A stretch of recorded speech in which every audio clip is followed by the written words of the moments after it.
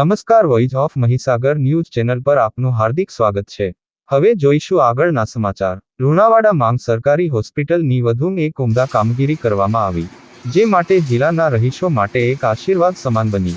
વધુ માંગ જિલ્લાના રહીશોનું એવું કહેવું છે કે આ સારવાર માટે અમારે અમદાવાદ, બરોડા જવું પડતું હતું, જે ઘર આગને આવતો અનેરો આનંદ જોવા મળ્યો હતો। મળતી માહિતી અનુસાર જિલ્લાની કોટેજ હોસ્પિટલ લુણાવાડા ખાતે આવેલ હિમોડાયાલિસિસના વિભાગની રચના કરવામાં આવી, જેમાં બાળકોને થતી તદ્દન મફત દવા અને સારવાર માટે લોકોની અવરજવરના ખૂબ જ વધી ગઈ। જિલ્લાની જનતાને નાના બાળકો માટે એસએનસી વિભાગ પણ ઉપલબ્ધ થઈ ગયો। જિલ્લાની રોનક બદલવાનો પ્રયત્ન અને સખત પરિશ્રમ કરીને સતત જિલ્લાની જનતાને વધુ લાભ મળી રહે તે માટે અથાગ પ્રયત્નો વડે જિલ્લાના નવા આવેલા અધિકારી ડોક્ટર શ્રીમતી ભામિની પડિતના અથાગ પ્રયત્નોથી શક્ય બન્યું। ઉપલબ્ધ વિભાગના ડોક્ટર, રતબીબો સાહેબો અને ની સ્ટાફ નર્સોની ખૂબ જ સરસ કામગીરી જોવા મળી। Bureau report, voice of Mahisagar news.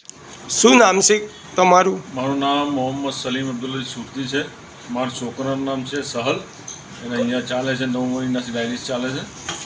Cottage hospital Lunawada, જિલ્લો મહીસાગર, તાલુકો લુણાવાડા। પ્રોપર અમે લુણાવાડાના છે। અઠવાડિયામાં 3 વખત ચાલે છે અહીંયા ડાયાલિસિસ। પહેલાં અમદાવાદ જવું પડતું હતું, હમણાં લુણાવાડામાં ચાલે છે અમારે। અહીંનો સ્ટાફ બી બધો સારો છે। વિશાલભાઈ છે, બીજા હેરલબેન છે, અમારી બીજા એક મેડમ છે। કેટલા ટાઈમથી સારવાર તમે કરાવો છો? 9 મહિનાથી। 9 મહિના થઈ ગયા। તો આરામ લાગ્યો ખરો તમને? હા, સારું છે। કેવું વાતાવરણ ને બધું કેવું છે? સ્ટાફ ને સ્ટાફ સારો છે, બરાબર। પછી અમારા ભત્રીજોને બી ચાલે છે અહીંયા। એનું નામ ફાઝિલ છે, મૂસા, અમારા દોસ્તનો